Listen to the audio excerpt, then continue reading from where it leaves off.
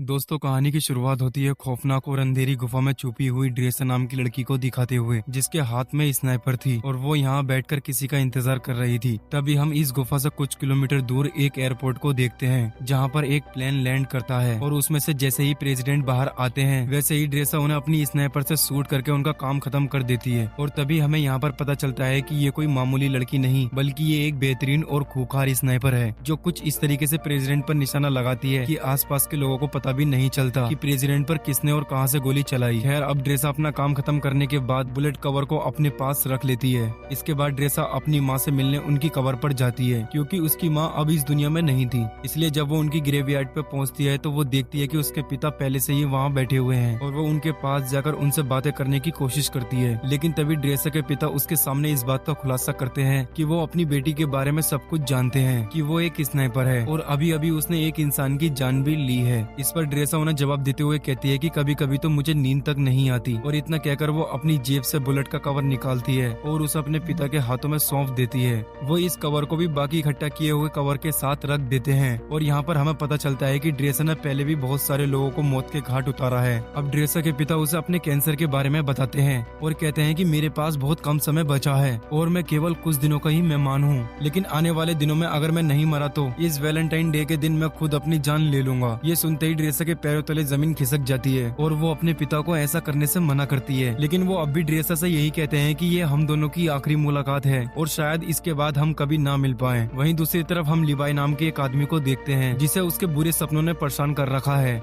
इसलिए लिवाई समुद्र के किनारे पर बैठकर अक्सर पोयम लिखता है और आज भी वो यहीं बैठा हुआ होता है। तभी लिवाई के पास अचानक एक मैसेज आता है, जिसमें उसे एक एड्रेस पर आने के लिए कहा जाता है। लिवाई मैसेज पढ़ते ही तुरंत अपनी गाड़ी यहाँ से लेकर चला जाता है और उस एड्रेस पर पहुंच जाता है। वो जैसे ही घर के अंदर एंटर करता है तो यहाँ उसकी मुलाकात एक लेडी से होती है, जिसका नाम था लूसिया। और इन दोनों की बातों से हमें पता चलता है कि लिवाई पहले मिलिट्री में एक स्नाइपर हुआ करता था, लेकिन अब उसने इस काम से रिटायरमेंट ले ली है और अपना ज्यादातर समय घर पर ही बिताता है। यहाँ लूसिया लिवाई से बात करती है और उसे एक नया मिशन देते हुए कहती है कि मैं तुम्हें किसी दूसरे मिशन पर भेजना चाहती हूँ, क्योंकि तुम बहुत अच्छे स्नाइपर हो, इसलिए ये काम सिर्फ तुम ही कर सकते हो। साथ ही वो लिवाई से ये भी पूछती है कि तुम्हारी फैमिली में कोई ऐसा तो नहीं है जो तुम्हारे जाने के बाद तुम्हें मिस करे, क्योंकि हो सकता है तुम वहाँ जाने के बाद उनसे कभी ना मिल पाओ। ये सुनकर लिवाई थोड़ा सोच में पड़ जाता है और लूसिया से कहता है कि मेरी फैमिली में कोई भी ऐसा नहीं है और मैं अकेला ही रहता हूँ। इसके बाद लूसिया उसे मिशन की सारी जानकारी बाद में देने को कहती है। इसके बाद लिवाई को बेहोश कर दिया जाता है और जब उसकी आंख खुलती है तो वो अपने आप को एक प्लेन में पाता है। लेकिन लिवाई को अब तक ये नहीं पता था कि उसे मिशन के लिए कौन से देश ले जाया जा रहा है। इसलिए वो प्लेन में मौजूद जब स्टाफ से ये बात पूछने की कोशिश करता है, तब सभी उसकी बातों को इग्नोर कर देते हैं। पर एक पायलट आकर लिवाई को बताती है कि तुम्हारी डेस्टिनेशन आ चुकी है और अब वो उसे लैंड करने वाले हैं। साथ ही वो लिवाई से ये भी कहती है कि तुम्हें अपनी मंजिल तक पहुंचने के लिए यहाँ से कम 32 किलोमीटर दूर पैदल चलकर जाना होगा, तभी तुम उस जगह पर पहुंच पाओगे जहाँ से तुम्हें इस मिशन को अंजाम देना है। इतना कहने के बाद वो लिवाई को एक पैराशूट देती है, जिसे पहनकर वो प्लेन से नीचे बर्फ पर कूद जाता है और धीरे धीरे आगे बढ़ने लगता है। लिवाई को पैदल चलते चलते अब 2 दिन बीत जाते हैं और 2 दिन बाद आखिरकार वो अपनी मंजिल तक पहुंच ही जाता है, जहाँ सबसे पहले उसकी मुलाकात जेडी नाम के एक आदमी से होती है, जो उसे एक बोस शावर की तरफ ले जाता है और उसे बताता है कि अगले 1 साल तक तुम्हें यहीं रहकर काम करना होगा। मैंने भी यहाँ पर 1 साल काम किया है, लेकिन अब मेरा टाइम पूरा हो चुका है, इसलिए अब तुम्हें ये काम सौंपा गया है। हालांकि लिवाई को अभी तक समझ नहीं आ रहा था कि आखिर उसे करना क्या है। तब वो उसे बताता है कि यहाँ पर एक बहुत गहरी खाई है, जिसे जॉर्ज नाम दिया गया है। बस लिवाई को इसी की पहरेदारी करनी है और कुछ भी नहीं करना। इसके बाद वो लिवाई को यहाँ के रूल्स बताते हुए कहता है कि वो 1 महीने में सिर्फ एक ही बार इन लोगों से कांटेक्ट कर सकता है और उसके टावर का नाम वेस्ट टावर है, जबकि दूसरी तरफ एक ईस्टर्न टावर भी मौजूद है। लेकिन वहाँ के लोगों से लिवाई को किसी भी तरह की बातचीत नहीं करनी है, क्योंकि उसका काम सिर्फ अपने मिशन पर ध्यान देना है और ईस्टर्न टावर वाले भी केवल अपने मिशन पर ही फोकस रखते हैं। साथ ही वो लिवाई को ये भी बताता है कि तुम 1 साल तक अपने किसी भी फैमिली मेंबर से बात भी नहीं कर सकते और यहाँ एक ऑटोमेटिक गन भी है, जिसे हर रोज लिवाई को रिलोड करना होगा अगर उसमें गोलियां नहीं है तो। इसके अलावा नीचे बहुत सारी माइंस भी हैं, अगर उसमें किसी भी तरह का विस्फोटक होता है तो लिवाई को उन्हें भी देखना होगा। हालांकि लिवाई को अब तक ये समझ नहीं आ रहा था कि उसका मिशन है क्या, इसलिए वो जेडी से पूछता है क्या मेरा काम यहाँ आने वाले लोगों को जॉर्ज के करीब आने से रोकना है। इस पर जेडी कहता है नहीं, जो चीज जॉर्ज के अंदर है उसे ऊपर आने से रोकना है। फिर वो छोटा सा बॉम्ब उठाता है और उसे खाई यानी कि जॉर्ज के अंदर फेंक देता है। जैसे ही धमाका होता है अचानक खाई में से एक बहुत ही डरावनी आवाज सुनाई देती है जो किसी मॉन्स्टर की तरह लग रही थी। और यहाँ पर हमें इस खाई की असलियत का पता चलता है कि इसके अंदर कोई छोटी मोटी या मामूली चीज नहीं है, बल्कि कुछ बेहद ही खौफनाक छुपा हुआ है। इसके बाद जेडी लिवाई से कहता है कि जो चीज जॉर्ज के अंदर छुपी हुई है उन्हें हैलोवीन कहा जाता है और तुम्हें उन्हें ऊपर आने से किसी भी हाल में रोकना होगा। ऐसा कहा जाता है कि साल 1940 में सेना की 3 बटालियन इन्हीं हैलोवीन को रोकने के लिए नीचे गई थी, लेकिन वो भी कभी वापस नहीं आई। साथ ही वो लिवाई को एक अलार्म के बारे में भी बताता है, जिस दिन वो अलार्म बजना शुरू हो जाए उस दिन तुम बिना कुछ सोचे समझे बस अपनी जान बचाकर भाग जाना। हालांकि मुझे भी नहीं पता ऐसा क्यों कहा जाता है, लेकिन मुझे जो पता है बस मैं वही बता रहा हूँ। इतने में इन दोनों की नजर सामने वाले टावर पर पड़ती है जहाँ पे किसी नए ऑफिसर को रखा गया था, क्योंकि पुराने वाले ऑफिसर को 1 साल हो चुका था। अब जेडी लिवाई को खाने के बारे में बताते हुए कहता है कि उसका 1 साल का खाने का इंतजाम यहाँ कर दिया गया है, बाकी अगर वो चाहे तो शिकार भी कर सकता है। साथ ही जेडी लिवाई के सामने इस बात का भी खुलासा करता है कि ये जगह 75 सालों से सीक्रेट रही है और किसी को भी इसके बारे में कुछ नहीं पता, और हमें भी आने वाले टाइम में इस जगह को सीक्रेट ही रखना है। इतना कहने के बाद जेडी यहाँ से निकलकर बाहर आ जाता है और सिग्नल देने के लिए जैसे ही स्मोक करता है तब एक हेलीकॉप्टर उसे लेने के लिए आ जाता है और जेडी उसमें चढ़ जाता है। लेकिन हेलीकॉप्टर में मौजूद ऑफिसर पहले उसकी आइडेंटिटी पूछता है और फिर उसे शूट करके मार देता है, जिससे हमें पता चलता है कि ये जगह इतनी सीक्रेट है कि यहाँ से किसी को भी जिंदा बाहर नहीं जाने दिया जाता। इधर हम लिवाई को देखते हैं जो बिल्कुल वैसा ही करता है जैसा उसे बताया गया था। वो ऑटोमेटिक गन के अंदर गोलियां डालता है और आसपास की चीजों का जायजा लेने लगता है। जब पूरा 1 महीना गुजर जाता है तब वो यहाँ से किसी को कांटेक्ट करने की कोशिश करता है और उन्हें बताता है कि मेरा किसी भी दुश्मन से कोई आमना सामना नहीं हुआ। इतना कहकर वो कॉल काट देता है क्योंकि उसे बस इतनी ही बात करने की इजाजत दी गई थी और ये मैसेज उसे हर महीने में केवल एक ही बार भेजना है। इसके बाद वो अलमारी में रखी हुई किताबों को पढ़ने लगता है कि तभी उसकी नजर दीवार पर लिखे हुए कुछ मैसेज पर पड़ती है जो यहाँ रहने वाले इंसानों ने अपने अपने एक्सपीरियंस के हिसाब से लिखी थी। इन्हें पढ़ने के बाद लिवाई बाहर आ जाता है और एक टेलीस्कोप की मदद से दूसरे टावर को देखने की कोशिश करता है, जहाँ उसे एक लड़की बैठी हुई दिखाई देती है जो कि कोई और नहीं बल्कि ड्रेसा होती है। ड्रेसा की खूबसूरती देखकर लिवाई ड्रेसा को देखता ही रह जाता है,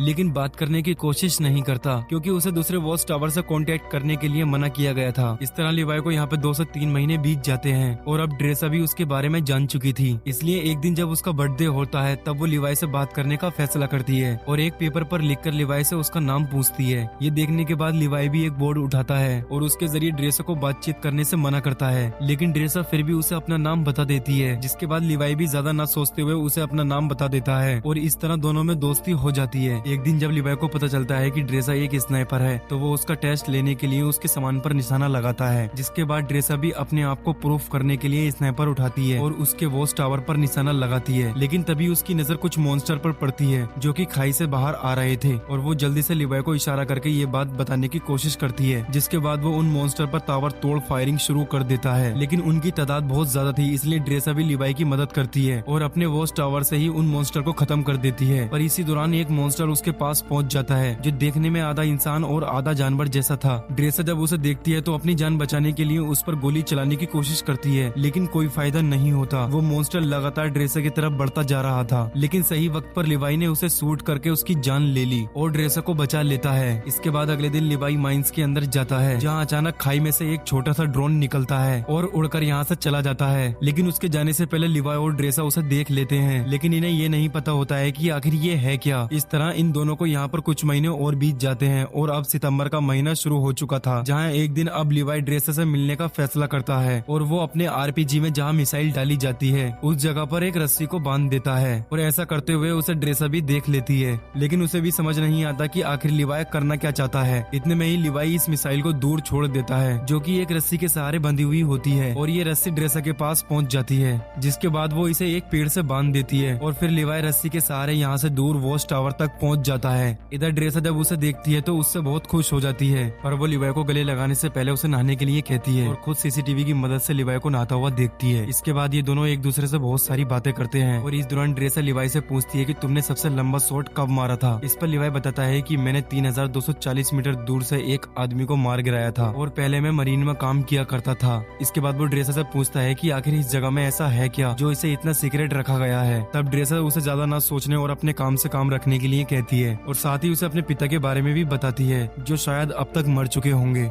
इसके बाद वो म्यूजिक प्ले करती है और लिवाई से डांस करने के लिए कहती है, जिसके बाद ये दोनों साथ में डांस करते हैं और एक दूसरे के करीब आकर सारी हदें पार कर देते हैं। इसी दौरान लिवाई ड्रेसा को अपनी कविताओं के बारे में बताने लगता है और उससे कहता है कि मैंने तुम्हारे लिए भी एक पोयम लिखी है। इतना सुनते ही ड्रेसा उसे पोयम सुनाने के लिए कहती है, लेकिन लिवाई उसे ये कहकर मना कर देता है कि जब हम यहाँ से निकल जाएंगे तब मैं ये पोयम तुम्हें दे दूंगा। अब सुबह होते ही लिवाई यहाँ से जाने का फैसला करता है, लेकिन जैसे ही वो बीच रास्ते में पहुँचता है तो वो देखता है कि मॉन्स्टर उसके वॉच टावर पर चढ़ रहे हैं। पर टावर पर लगी माइंस जब उनसे टकराती हैं तो एक बहुत बड़ा धमाका होता है जिसमें लिवाई की रस्सी जल जाती है और वो सीधा इस खाई में गिर जाता है। इधर ड्रेसा भी ये सब कुछ देख रही होती है, इसलिए वो लिवाई को बचाने के लिए जल्दी से एक पैराशूट लेती है और बिना कुछ सोचे समझे खाई में कूद जाती है। जिसके बाद हम ड्रेसा को एक नदी में बहते हुए देखते हैं जो कि इसी खाई के अंदर मौजूद थी। वो किसी तरीके से बचाकर अपने आप को किनारे तक ले आती है। वहीं हम लिवाई को एक पेड़ से लटका हुआ देखते हैं जहाँ अचानक एक बहुत बड़ा सा केकड़ा आकर उस पर हमला कर देता है, जिस वजह से लिवाई पेड़ से नीचे गिर जाता है और यहाँ पेड़ की जड़ें भी पूरी तरीके से उसे जकड़ लेती हैं। इससे पहले कि वो लिवाई को नुकसान पहुंचा पाती, यहाँ ड्रेसा आकर उसे बचा लेती है और ये दोनों अब इस जगह को देखने लगते हैं कि तभी यहाँ पर कुछ होलो मैन घोड़े पर सवार होकर आते हैं और इन पर हमला कर देते हैं। लेकिन लिवाई और ड्रेसा इनसे डरने की बजाय इनका डटकर मुकाबला करते हैं और दो होलो मैन को मार गिराते हैं, लेकिन एक वहाँ से भाग जाता है। इधर लिवाई ने जिस होलो मैन को मारा था वो अब उसे चेक करने के लिए उसके पास आता है तो वो देखता है कि इसने वर्दी पहनी हुई है। वर्दी को देखते ही लिवाई को जेडी की बताई हुई बात याद आ जाती है कि आज से कई साल पहले 3 बटालियन सेना इस खाई के अंदर गिर गई थी जो कभी भी वापस नहीं आई,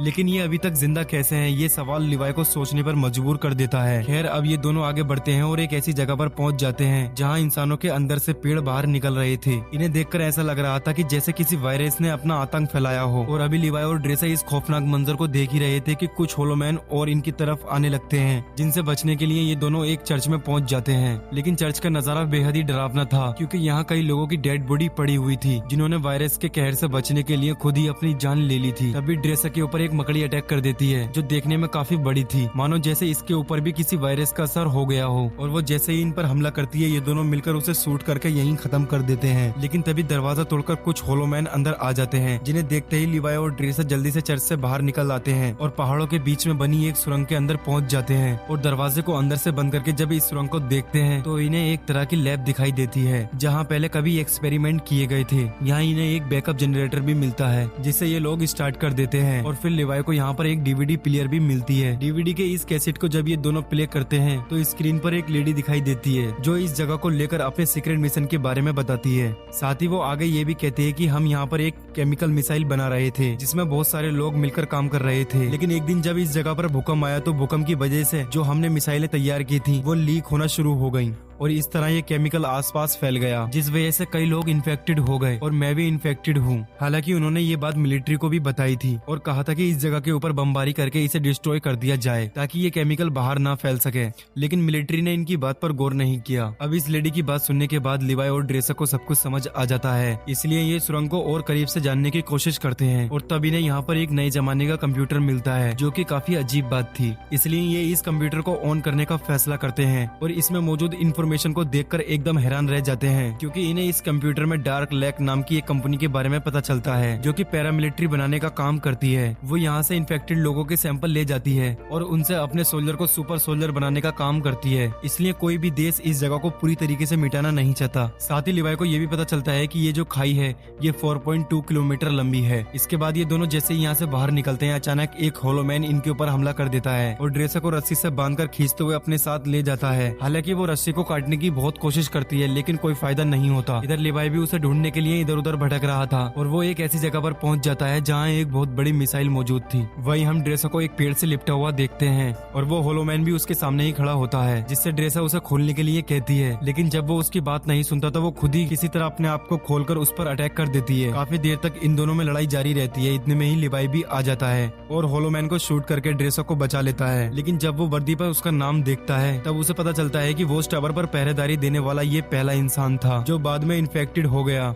इसलिए अब ये दोनों यहाँ से निकलने का फैसला करते हैं और यहाँ खड़ी एक कार के अंदर नई बैटरी डालकर उसे रस्सी से बांध देते हैं। जैसे ही कार ऊपर की तरफ जाने लगती है अचानक यहाँ बहुत सारे होलोमैन आ जाते हैं और इन पर हमला कर देते हैं और ये दोनों अपनी स्नाइपर से इसमें से कई होलोमैन को मौत के घाट उतार देते हैं। लेकिन एक वक्त पर आकर जब इनकी गोलियां खत्म हो जाती हैं तो ये इनमें आग लगा देते हैं और एक पहाड़ी पर पहुंचकर इस कार को भी नीचे धकेल देते हैं और फिर ये किसी तरीके से ईस्टर्न टावर पर पहुंच जाते हैं। लेकिन इन्हें सबसे ज्यादा इस बात का डर था कि इसमें से कोई इन्फेक्टेड ना हो गया हो, इसलिए लिवाई अगले दिन दिन रस्सी की मदद से अपने वॉच टावर पर पहुंच जाता है, जहां लूसिया उससे कांटेक्ट करती है और कहती है क्या तुम उस जॉर्ज के अंदर गए थे। इस पर लिवाई मना कर देता है। ये सुनकर लूसिया कहती है कि हो सकता है कि दूसरे टावर का कोई ऑफिसर जॉर्ज के अंदर गया हो, क्योंकि किसी ने हमारे कंप्यूटर को स्टार्ट किया है, इसलिए अब तुम्हें उसे मारना होगा। हालांकि लूसिया ने पहले ही सीसीटीवी फुटेज में देख लिया था कि ये दोनों जॉर्ज के अंदर गए थे, लेकिन वो लिवाई के सामने इस बात का इजहार नहीं करती, बल्कि खुद ही अगले दिन यहाँ आ जाती है। लेकिन इसके हेलीकॉप्टर को लिवाई और ड्रेसर दोनों देख लेते हैं और इन्हें पता चल जाता है कि ये इन्हें मारने के लिए यहाँ पर आई है, इसलिए ये जल्दी से जंगल की तरफ भाग जाते हैं। लिवाई को पता था कि 4.2 किलोमीटर पार करने के बाद ये खाई आपस में मिल जाती है और फिर वो ड्रेसर से मिल सकता है, इसलिए ये वॉच टावर के एंटीना पर हमला करता है और यहाँ अलार्म बजना शुरू हो जाता है, यानी कि अगले 2 मिनटों में स्ट्राइक बॉम्ब एक्टिवेट हो जाएगा और ये जगह अपने आप डिस्ट्रॉय हो जाएगी। अब लूसिया भी ये बात अच्छी तरीके से जानती थी, इसलिए वो अपने हेलीकॉप्टर को यहाँ से भगाने लगती है, जिसके बाद 2 मिनट पूरे होते ही जो मिसाइल जॉर्ज के अंदर रखी हुई होती है वो ब्लास्ट हो जाती है और इस ब्लास्ट की वजह से सभी होलोमैन्स मारे जाते हैं। वहीं लूसिया का हेलीकॉप्टर भी इस धमाके की चपेट में आ जाता है, जिस वजह से वो भी मारी जाती है। इधर लिवाई भी पानी में गिर जाता है, लेकिन ड्रेसा इन सबसे बच जाती है और एक जगह पर बैठकर उसका इंतजार करने लगती है। काफी दिन बीत जाते हैं, लेकिन लिवाई का कोई भी अता पता नहीं चलता, इसलिए वो उसकी लिखी हुई पोयम खोलकर पढ़ती है और फिर अपनी नई जिंदगी की शुरुआत करती है। वो एक रेस्टोरेंट में काम करने लगती है, लेकिन तभी अचानक एक दिन वहाँ लिवाई आ जाता है, जिसे देखकर ड्रेसा बहुत खुश हो जाती है। फिर ये दोनों एक दूसरे को किस करते हैं और इसी के साथ ये कहानी यहीं पर खत्म हो जाती है। तो दोस्तों, आपको ये कहानी कैसी लगी? अगर आपको वीडियो अच्छी लगी तो वीडियो को लाइक और चैनल को सब्सक्राइब जरूर करना, और इस चैनल पर ऐसी ही वीडियो आती रहती है तो सब्सक्राइब जरूर करना, क्योंकि हम 1K के बहुत करीब हैं।